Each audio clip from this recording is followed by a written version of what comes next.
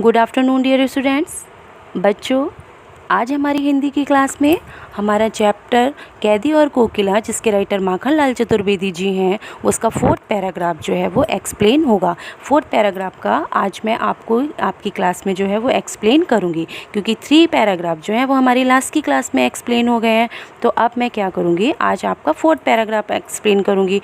तो बच्चों, जो 4th पैराग्राफ है उसमें जो है कवि ने, जो माखनलाल चतुर्वेदी जी हैं, जो खुद काल कोठरी में कैद हैं, उन्होंने अपने माध्यम से उस काल कोठरी के आताताई माहौल के बीच चारों ओर व्याप्त अंधकार, भयानक जो अंधकार है उसका वर्णन किया है। अंधकार कैसा है? अंग्रेज़ों के अत्याचारों का अंधकार है जो वो सहन कर रहे हैं। उस अंधकार का उन्होंने वो जो अत्याचार रूपी अंधकार का उन्होंने वर्णन किया है। बच्चों, इस खंड में अंग्रेज़ों के अमानवीय बर्ताव को सामने रखा गया है। इस खंड के माध्यम से अंग्रेज़ों ने जो हमारे भारतीय सैनिकों पर जो अत्याचार किए थे उनका वर्णन हमारे कवि ने इस खंड में किया है। आप इस जो हमारा ये 4th पैराग्राफ है इसको सुनिए। काली तू रजनी भी काली, शासन की करनी भी काली, काली लहर कल्पना काली, मेरी काल कोठरी काली, टोपी काली कमली काली, मेरी लौह श्रृंखला काली, पहरे की हुंकृति की ब्याली, तिस पर है गाली ए आली। ए आली मीन्स इन्होंने कवि ने जो है वो कोयल को संबोधित किया है और उसको ए आली मीन्स उसको सखी करके बोला है। आली मीन्स सखी। तो कह रहे हैं हे सखी। कवि जो है वो जेल के वातावरण का वर्णन करते हुए कहता है कि हे सखी तू काली है। कोयल कैसी होती है बच्चों? तू काली रजनी भी काली, यानी तू काली है। बच्चों, जैसे आप लोगों को पता है कि काला रंग जो है वो हमारे समाज में दुख और अशांति का प्रतीक होता है। इसीलिए कवि ने यहाँ पर हर चीज़ को काला बताया है, क्योंकि कवि क्या है? कवि दुख में है, कवि अशांत, उसका मन कैसा है? अशांत है। अशांत इसलिए है क्योंकि कवि क्या चाहता है? कवि आज़ादी चाहता है और उसको अंग्रेज़ों से आज़ादी नहीं मिल रही, उसको वो अपना देश आज़ाद कराना चाहता है। तो इसीलिए कवि का मन कैसा है? अशांत है। वो मन ही मन दुखी है क्योंकि वो काल कोठरी में कैद है और अब वो आज़ाद भी नहीं है। इसीलिए क्या है? इसीलिए कवि ने यहाँ पर हर चीज़ को काला बताया है। तो कवि के माध्यम से कवि कह रहा है, हमारी इस कविता के माध्यम से जो है वो कवि कह रहा है कि हे कोयल, जो जेल का वातावरण कैसा है? काला है। तो हे कोयल तू भी काली है, अर्थात और यहाँ पर जो है रात भी काली है। और अंग्रेज़ सरकार का देखिए, शासन की करनी भी काली, और अंग्रेज़ सरकार के जो कर्म हैं वो भी कैसे हैं? वो काले हैं, क्योंकि अंग्रेज़ सरकार जो है वो हमारे प्रति कैसा व्यवहार कर रही है? अमानवीय व्यवहार कर रही है।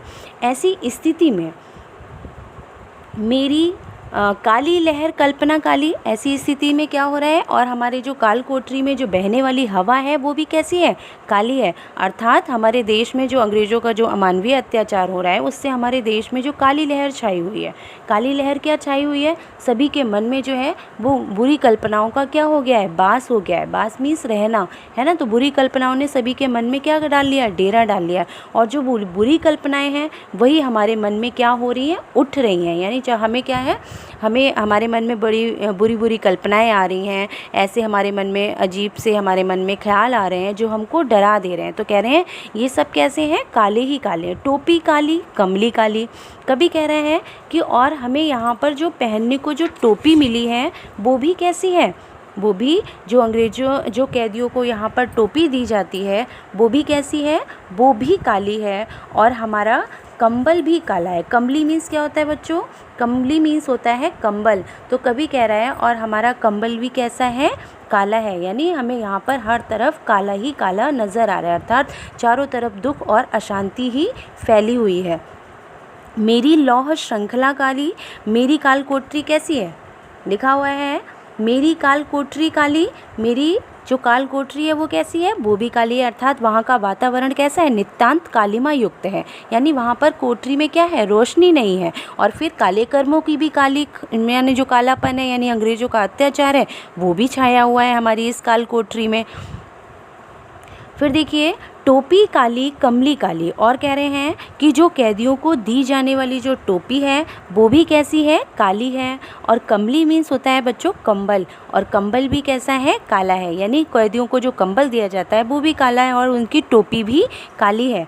फिर यहाँ तक बच्चों कवि जो है कह रहा है कि मेरी लौह श्रृंखला काली, और मेरा शरीर जो है जिससे कैद है, यानी मेरे शरीर में जो लोहे की जंजीरें जो बंधी हुई हैं, मेरा शरीर जिन लोहों की जंजीरों से बंधा हुआ है उसका रंग भी कैसा है, काला है। अर्थात यहाँ पर कारागार और जो हमारा कारागार और प्राकृतिक वातावरण सभी कैसे हैं, कालिमा युक्त हैं। यानी प्रकृति भी हमें काली लग रही है और हमारा यहाँ का जो जेल का जो वातावरण है वो भी कैसा लग रहा है, वो भी हमें काला ही लग रहा है। इस अंधकार में, कालिमा युक्त वातावरण में कभी आगे बताता है अपनी परेशानियों को और अपने जो उसने अत्याचारों को जो सहन कर रहा है उनको आगे बता रहा है कि इस अंधकार में और कालिमा युक्त वातावरण में जो पहरेदार है, पहरे की हुंकृति की ब्याली, जो पहरेदार हैं उनकी आवाज़ जो है वो हमें सर्पणी की तरह काली लगती है। यानी उनकी आवाज़ जो है वो हमारे हृदय को क्या होती है, सर्पणी की तरह भयानक लगती है। हमें ऐसा लगता है कि उनकी आवाज़ जैसे सर्पणी डसती है तो उससे जो दर्द जो दुख होता है, जो उससे हमें जो तीखी आवाज़ जो हमारे मतलब उन्होंने कहा है कि जो दुख जो दर्द होता है वही हमारे कानों को उनकी आवाज़ सुनकर हो रहा है। यानी पहरेदार जो आवाज़ लगाते हैं वह सर्पणी की तरह कैसी है, काली है और हमें काले रंग की तरह दुख प्रदान करने वाली है। जो सर्पणी काटती है उससे जो दुख होता है, उससे जो दर्द होता है, वही पहरेदारों की आवाज़ सुनकर हमें हमारे कानों को वही दर्द होता है।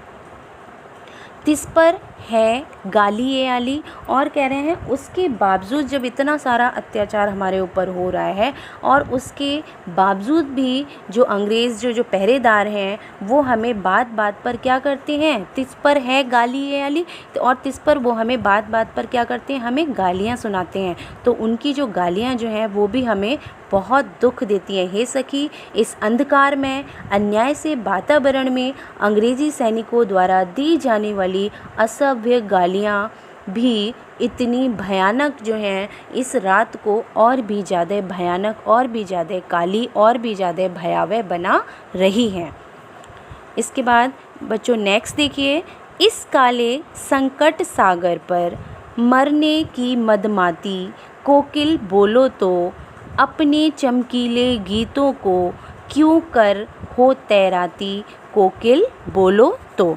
इस पर कवि कह रहा है, कभी और इसके बावजूद भी कह रहा है, कभी समझ नहीं पा रहा है कि कोयल कैसी है, कोयल तो स्वतंत्र है ना। इस काले संकट सागर पर कोयल स्वतंत्र होने के बावजूद भी इतनी अंधेरी रात में कारागार के ऊपर क्या कर रही है, मंडरा रही है ना। मंडरा कर अपनी मधुर आवाज़ में क्या कर रही है, हमें जो है मधुर आवाज़ में अपने गीत सुना रही है। तो कभी कह रहा है, इस काले संकट भरे सागर में तुम अपने क्रांति भरे गीतों को क्या कर रही हो, यहाँ पर आकर क्या है, संकट पर मरने को मदमाती, यहाँ पर आकर तुम गा रही हो, क्या तुम मरना चाहती हो, है ना। अर्थात क्या तुम यहाँ पर इतने संकट, जब हम पर इतने अत्याचार हो रहे हैं तो तुम कैसे यहाँ पर स्वतंत्रता के गीतों को गा रही हो। यानी मुझे लग रहा है मरने की मदमाती, मुझे लग रहा है कि तुम जो हो क्या हो, यहाँ पर मरने की तुमने यहाँ पर ठान ली है। कोकिल बोलो तो, क्या कोकिल बोलो, लेकिन कोकिल यहाँ पर जो तुम इस स्वतंत्रता के गीत गा रही हो, इनको गाने से मुझे लग रहा है कि कोई फ़ायदा नहीं है। इसीलिए कोकिल से क्या कर रहा है, कवि पूछ रहा है, अपने चमकीले गीतों को क्यों हो तैराती कोकिल बोलो तो। यहाँ पर कह रहा है कि ऐसी स्थिति में भी देश में जो हमारे देश में जो काली लहर छाई हुई है, ऐसी भयानक परिस्थितियों में भी जिसमें संकट के बादल जो हैं वो चारों तरफ मंडरा रहे हैं, फिर भी तुम स्वतंत्रता के गीत कैसे गा लेती हो। लिखा हुआ है, अपने चमकीले गीतों को क्यों हो तैराती, यानी स्वतंत्रता के गीत कैसे गा रही हो और अपने इन गीतों से हमारे मन में भी क्या कर रही हो, हमारे मन में भी स्वतंत्रता के लिए जो है संघर्ष को क्या कर रही हो, मतलब संघर्ष को हमें संघर्ष करने के लिए प्रेरित कर रही हो, है ना। तो हे कोकिल बोलो तो, तुम ऐसा क्यों कर रही हो। बोलो तुम अपने माधुर्यपूर्ण स्वर लहरी मीन्स मधुर गीतों से, है ना, अपने मधुर गीतों को जो हो यहाँ पर लहरा रही हो, क्या तुम ने अंग्रेज़ी हुकूमत से लड़ाई लड़ने की ठान लिया है, यानी उनसे लोहा लेने की ठान ली। लोहा लेने का मतलब है हमें उनसे क्या है, उनका सामना करना है ना। और लोहा लेना है यानी उनको क्या करना है, उनको हमें हरा देना है। तो कह रहा है कोयल से कि क्या तुमने ऐसा मन में बना लिया है, यानी उनसे तुम लड़ाई लड़ने की ठान चुकी हो, उनसे तुम लोहा लेने को ठान चुकी हो। हे कोयल सच बताओ, तुम तैराती मीन्स अपने गीतों को जो हो तुम इतने, मतलब ये सागर कैसा है, संकट भरा सागर है ना। ये जो अत्याचार है, ये अत्याचार क्या है, इन्होंने बता दिया संकट का, और जो मतलब जो परेशानियाँ हैं तो उसको सागर बता दिया है। तो कह रहे हैं इस संकट भरे सागर में तुम अपने इतने मधुर गीतों को, स्वतंत्रता के गीतों को क्यों लहरा रही हो। कोकिल बताओ तो तुम्हारे मन में क्या है। इसका मतलब है कि तुमने अंग्रेज़ों से लोहा लेने की ठान ली है। कोकिल बोलो तो। बच्चों ये हमारे 4th पैराग्राफ का एक्सप्लेनेशन था, और मुझे लग रहा है कि आपको बड़े अच्छे से समझ में आया होगा, क्योंकि मैंने अपनी तरफ से आपको बहुत अच्छे से समझाने की कोशिश की है। बच्चों अब हमारे इस पैराग्राफ का मतलब इस चैप्टर का सिर्फ एक पैराग्राफ बचा है, पैराग्राफ नंबर 5th, जो हम आपको कल की क्लास में यानी नेक्स्ट क्लास में हम एक्सप्लेन करेंगे। थैंक यू बच्चों।